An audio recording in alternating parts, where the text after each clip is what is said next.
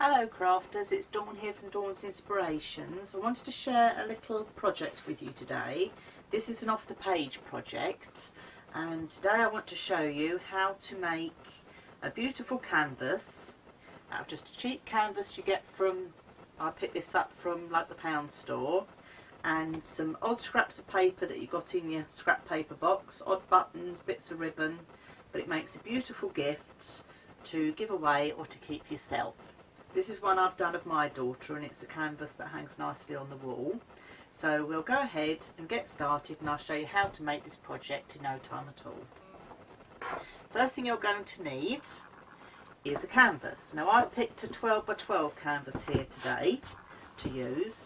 As I say, these are just cheap canvases that I've picked up from the cheap stationery store. This one's a 12 by 12 because I like to work in 12 by 12. And I'm going to do a heart-shaped one again. So what I've gone ahead and done is I've cut myself a large heart-shaped template. Now what I did was I cut out to this originally off the Cricut machine. I can't remember what size, but you can always free draw your heart. You might want to do a circle, you know, you can choose any shape you like, but I've just picked the heart because on the writing we put as cute as a button. So I don't want the heart dead central to my canvas. I'm going to offset it so it's at a slight angle because I think that gives it a bit more of a jaunty look. Now I'm not doing anything to prepare my canvas. The canvas is already pre-painted when I bought it, so I'm not doing anything else to prepare this canvas. I'm just going to go straight onto the white canvas. If you wanted to put a colour background to it, you can do it. This is entirely your choice. I'm just giving you an idea on which you can work on. So when I'm happy with the position of my hearts, I'm going to slightly offset this. We can then go ahead and start laying shapes on. Now what I've done prior to this is I've been through all my bit box and all my scraps, and I've started cutting out and putting shapes together. So as you can see, if I lay this on there, I can see the colour form I've got. I go along with colours. This is a picture I picked here of my niece. So she's wearing the blue hat, so I've got the blues finishing over this side of my heart. And there's a bit of red here, so I brought that little bit of red in there. And she's got pink, so the pink's over here. So I try to follow the colours through depending on the photograph itself. And as I say, I've gone through my bit box. I've cut lots of circles out. These are cut out in 1.5 inch size, and then a lot of these smaller ones I've punched out in the 1 inch size. I've just used circle punches for these, nothing else. So just go through your scrap box. I've got lots of buttons that are plain. I've kept them quite plain. Some I've added some little bits of baker's twine to them. Some I've gone ahead and added some ribbon that coordinates as well. Now you may wonder why I've got these upside down. These are some coloured brads. These are quite big, so I'm going to use these. But to use these I'm going to snip the bottoms off just with a pair of scissors. And then because of the nature of the brads, these will have to be glued on to my project using a hot glue gun. This one doesn't want to come off, which is typical. Let me just snip that off out of the way. So just with a pair of scissors, just give that a snip. And then you can bend that other piece back in. So let me just take that off. Probably if I waggle it about, it will break off quite easily. But just cut those pieces off. And then with my hot glue gun, they can then be glued down as well.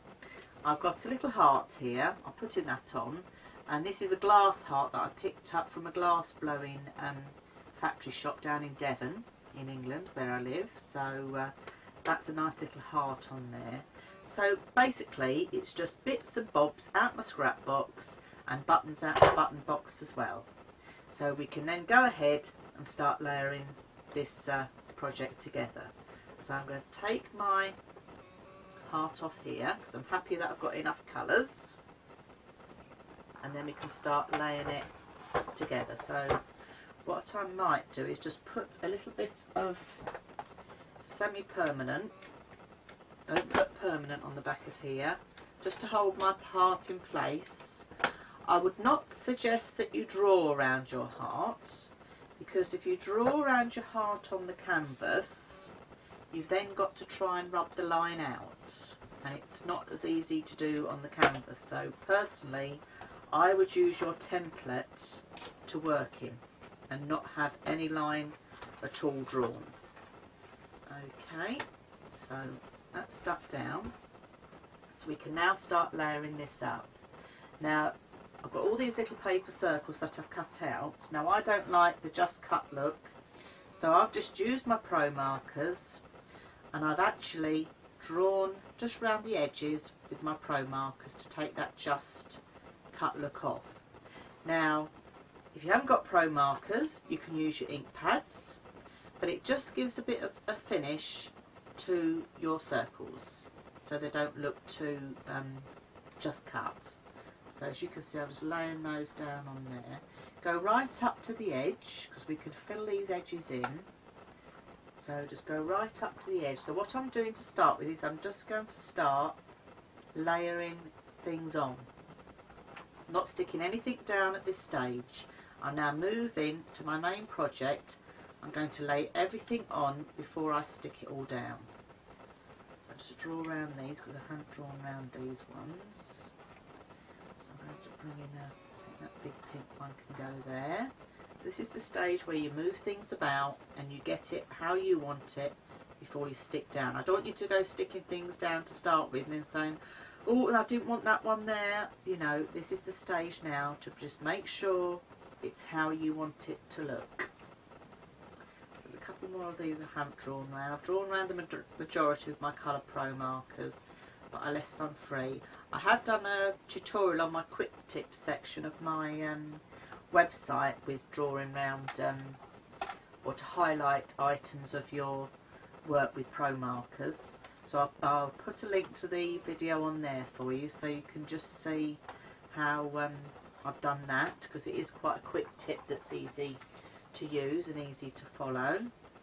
So I'll put that on there for you. So it's just a quick way of doing it really, rather than going to move that one. I'm going to bring that one down there and break those up.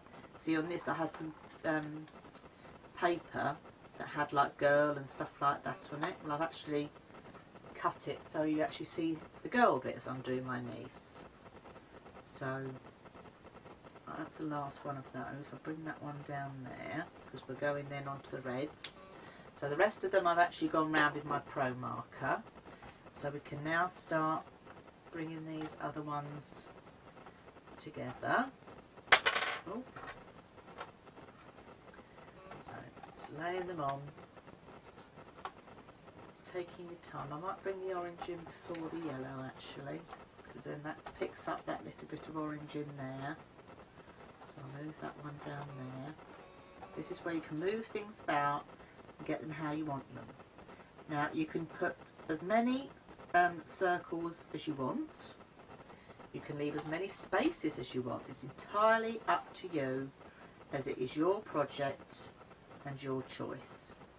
So I'm going to go ahead now and finish adding all my bits. I'm going to put my photo there so I know where I'm going to have my photo. So I'm going to bring that in and put that there so I know where I want that. And this circle up here. Okay, now I'm going to carry on working with this, and then I'm going to come back to you before we start sticking everything down.